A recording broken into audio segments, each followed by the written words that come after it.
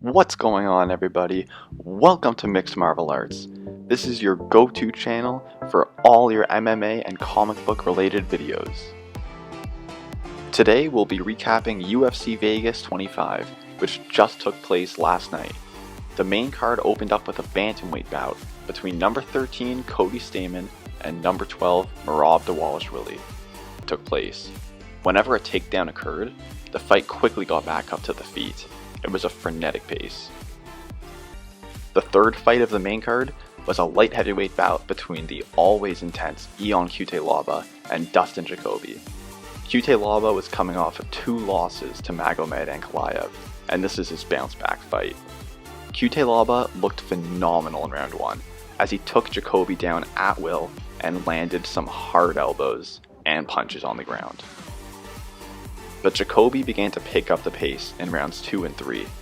Cutelaba began to tire in this rounds, and he was getting hit fairly often.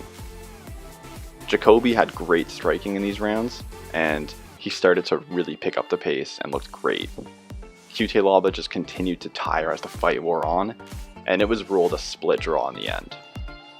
Overall, this was a good fight and a nice showing in the light heavyweight division, and I thought that the split draw was reasonable, considering Cutelaba's 10-8 round in the first. The co-main event took place in the featherweight division. It pit the veteran Cub Swanson against the surging, up-and-coming Giga Chikadze. This was my first time watching Giga Chikadze, and it was really impressive. His kickboxing expertise showed in the fight. He opened up with a leg kick and hurt Swanson with a body kick less than a minute into the first round.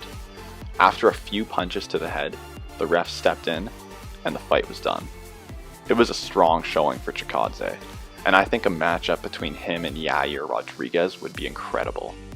Although he used his moment in the spotlight to call out Max Holloway, I think Holloway's next for the title shot, and Chikadze should fight another rising contender, like Yair Rodriguez or Zabit Magomed Sharipov. But I was curious what you thought, so I put a Twitter poll up on my page, and most of you wanted to see Giga fight Zabit next. Then it was time for the main event, and this fight was just awesome. Dominick Reyes faced the UFC newcomer Jiri Prochazka in the light heavyweight division. But Jiri Prochazka has already accumulated plenty of MMA experience outside of the UFC. Reyes came out aggressive for the main event, and opened up with a left turning kick to the body. But it didn't take long for Jiri's striking to take over. Here we see him with a nice fake right hand to the body and a lead hook to the head section of Reyes. Jiri also has slick head movement that made it difficult for Reyes to land his punches. To make matters worse for Reyes, Jiri landed a powerful right hand that rocked Reyes early on in the first round. Reyes began to implement his wrestling and landed a nice takedown in the first round. But Jiri got back up and continued from right where he left off. His aggressive attack led to Reyes getting hurt again. He threw some nice combinations and a high kick behind some punches. But Dominick Reyes is a great kickboxer himself, and he hit Reyes with a nice cross hook combination. Yet Jiri's pressure started overwhelming Reyes. He landed his hand combinations nearly at will in the first round, and Reyes was in big trouble.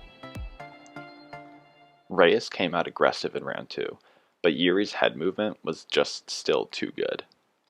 Jiri's unique striking style continued to prove effective, and every time he landed on Reyes, it made a big impact. Yet Jiri was too aggressive at times, and this allowed Reyes to hit him with a significant back fist. Jiri nodded in response, signaling that he felt it. Jiri continued proving that his striking was superior to that of Dominick Reyes, and blitzed Reyes with a long combination of punches. Then Dominick Reyes rocked Jiri with a cross at the midway point of round 2.